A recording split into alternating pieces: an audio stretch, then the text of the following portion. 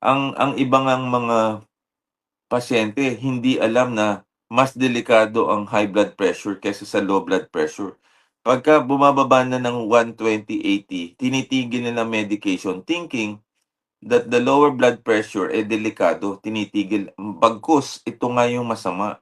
Kasi once na na-diagnose ka na ng hypertension, hypertensive ka na for life and you cannot take out the medication or stop it or else magre-rebound hypertension. 1 week lang hindi kayo uminom, puwedeng tumaas ang blood pressure niyo, at puwede niyo ikamatay po ito.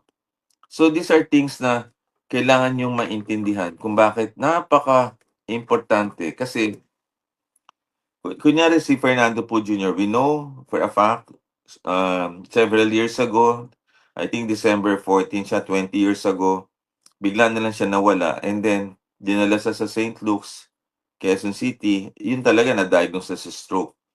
So imagine ninyo, wala pang 70, strong person, and yet nawala.